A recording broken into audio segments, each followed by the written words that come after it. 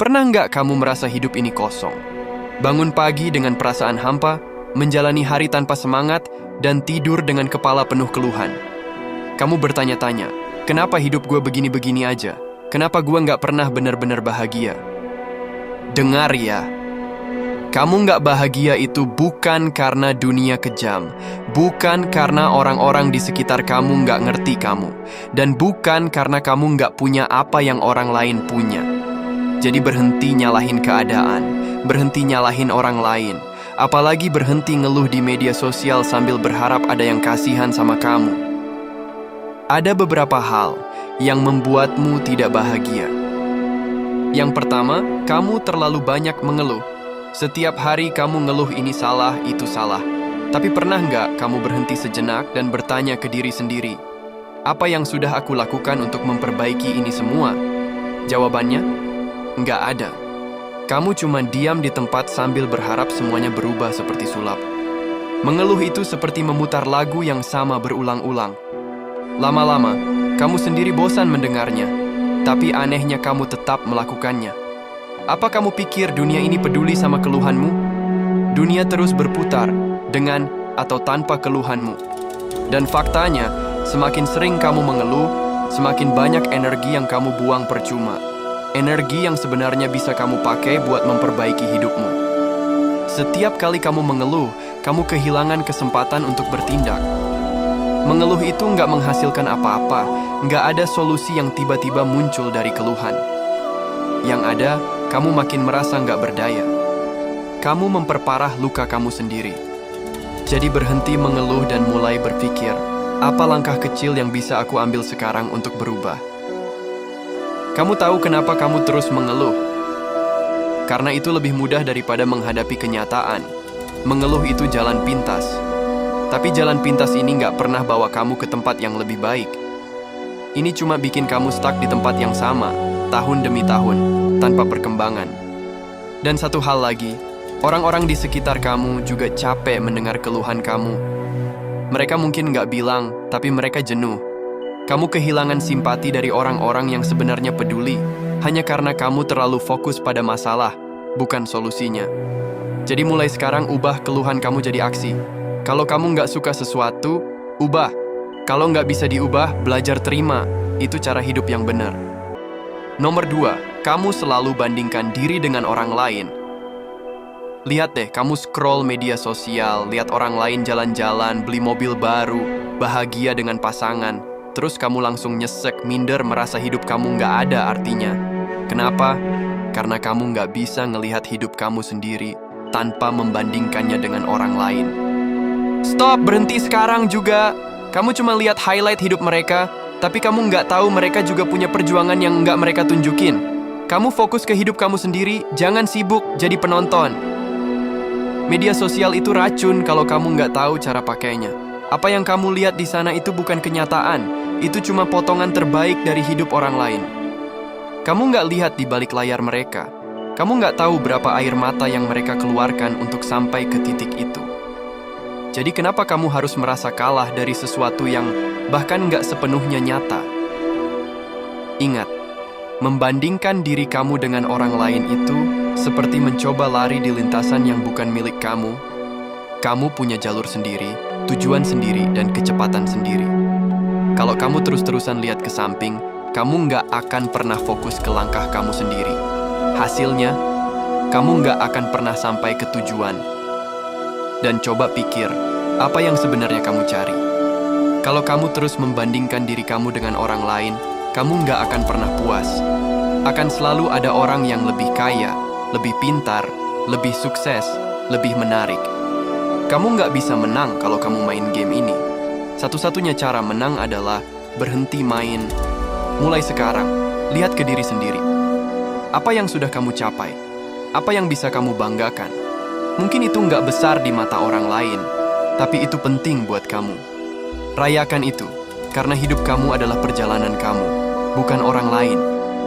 Nomor 3, kamu nggak bersyukur. Jujur aja, kapan terakhir kali kamu bilang terima kasih ke diri kamu sendiri atau ke Tuhan atas apa yang kamu punya?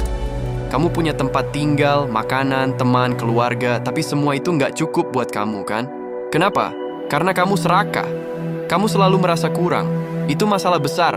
Kalau kamu nggak bisa bersyukur dengan apa yang kecil, percayalah, kamu nggak akan pernah puas dengan yang besar. Jadi, belajar bersyukur dulu. Kebahagiaan itu bukan soal punya semuanya, tapi menghargai apa yang kamu punya. Kamu bisa punya seluruh dunia, tapi kalau kamu terus merasa kurang, kamu nggak akan pernah bahagia. Pikiran kamu yang serakah itu seperti lubang tanpa dasar. Apapun yang masuk, nggak akan pernah cukup. Coba lihat di sekelilingmu. Berapa banyak orang yang pengen ada di posisi kamu sekarang?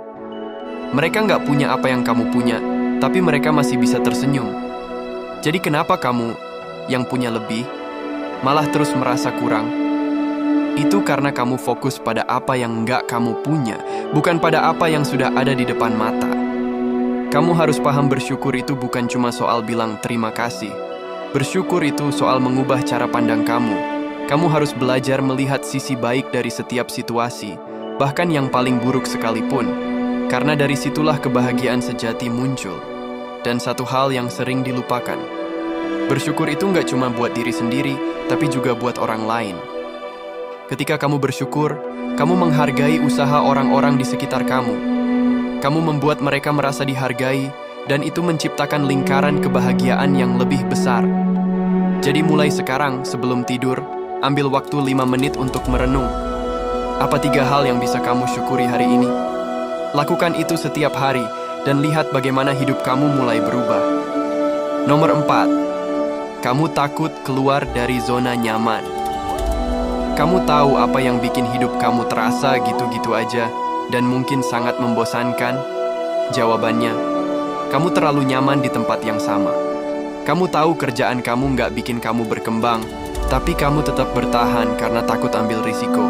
Kamu tahu hubungan kamu nggak sehat, tapi kamu tetap bertahan karena takut sendirian. Dengar baik-baik, zona nyaman itu bukan tempat buat berkembang, itu tempat buat mati pelan-pelan. Jadi kalau kamu nggak mau keluar dari situ, ya sudah, siap-siap aja hidup kamu, gitu-gitu terus. Zona nyaman itu seperti penjara emas. Kamu merasa aman di dalamnya, tapi sebenarnya kamu terjebak. Kamu nggak berani mencoba sesuatu yang baru karena takut gagal. Padahal, kegagalan itu bagian dari proses. Kamu pikir semua orang sukses nggak pernah gagal? Salah besar. Mereka gagal berkali-kali, tapi mereka terus maju. Sementara kamu bahkan nggak berani mulai. Coba pikir, apa yang sebenarnya kamu takutkan? Rasa malu, gagal, kehilangan, semua itu hanya ada di kepala kamu. Nyatanya, nggak ada orang yang benar-benar memperhatikan setiap langkah kamu. Dunia ini terlalu sibuk untuk peduli sama kegagalan kamu. Jadi kenapa kamu membiarkan ketakutan yang nggak masuk akal itu mengontrol hidup kamu? Keluar dari zona nyaman itu memang nggak mudah. Itu menakutkan, itu membuat kamu nggak nyaman, tapi itulah harga yang harus kamu bayar untuk hidup yang lebih baik. Kalau kamu terus memilih jalan yang mudah, hidup kamu akan tetap datar. Tapi kalau kamu berani ambil risiko, kamu akan menemukan potensi yang selama ini kamu abaikan. Ingat, hidup ini cuma sekali. Kamu mau habiskan waktu kamu di tempat yang sama, dengan rutinitas yang sama tanpa perkembangan? Atau kamu mau mencoba sesuatu yang baru? Keputusan ada di tangan kamu. Dan nomor 5, kamu nggak punya tujuan hidup. Ini yang paling parah. Kamu hidup tanpa arah, tanpa tujuan. Kamu bangun pagi, kerja, pulang, tidur, terus ulang lagi keesokan harinya. Hidup kamu cuma sekedar jalan aja, tanpa tujuan yang jelas. Apa yang kamu kejar? Apa yang kamu mau capai? Kamu nggak tahu, kan? Kalau kamu nggak tahu kemana kamu mau pergi, jangan heran kalau hidup kamu terasa hampa. Hidup tanpa tujuan itu seperti naik perahu di tengah lautan tanpa kompas. Kamu hanya mengikuti arus, tanpa tahu kemana kamu akan berakhir. Dan masalahnya, arus itu sering membawa kamu ke tempat yang nggak kamu inginkan. Kalau kamu nggak punya tujuan, kamu cuma jadi penumpang dalam hidup kamu sendiri, bukan pengemudinya. Tujuan hidup itu nggak perlu besar atau muluk-muluk. Kamu nggak harus jadi miliarder atau selebritas terkenal. Tujuan hidup itu tentang apa yang membuat kamu bangun di pagi hari dengan semangat. Itu bisa sesederhana menjadi orang tua yang baik, membangun bisnis kecil, atau membantu orang lain. Yang penting, tujuan itu punya arti buat kamu. Banyak orang takut menetapkan tujuan karena takut gagal mencapainya. Tapi dengar ini, Lebih baik gagal mencoba sesuatu daripada nggak pernah mencoba sama sekali. Kalau kamu nggak punya tujuan, hidup kamu cuma sekedar eksis. Kamu nggak benar-benar hidup, kamu cuma bertahan. Dan itu bukan cara yang seharusnya untuk menjalani hidup. Mulai sekarang, luangkan waktu untuk berpikir, apa yang benar-benar penting buat kamu? Apa yang ingin kamu capai dalam 5 atau 10 tahun ke depan? Jangan takut bermimpi besar, tapi pastikan kamu juga punya langkah-langkah kecil untuk mencapainya. Karena tujuan tanpa tindakan itu cuma khayalan. Tetapkan tujuan, kejar itu dengan sepenuh hati, dan lihat bagaimana hidup kamu berubah. Kebahagiaan itu nggak datang dengan sendirinya. Itu adalah hasil dari hidup yang dijalani dengan penuh tujuan. Jadi begini, kalau kamu nggak bahagia, berhenti cari kambing hitam. Masalahnya ada di kamu. Kamu punya kekuatan untuk berubah. Kamu punya kemampuan untuk membuat hidup kamu lebih baik. Tapi kalau kamu terus-terusan mengasihani diri sendiri, ya hidup kamu nggak akan pernah berubah. Sekarang pilihan ada di tangan kamu. Mau terus nggak bahagia, atau mulai bergerak dan ubah hidup kamu? Pilih sekarang. Karena hidup kamu itu tanggung jawab kamu sendiri. Dan itulah beberapa edukasi yang bisa saya bagikan hari ini.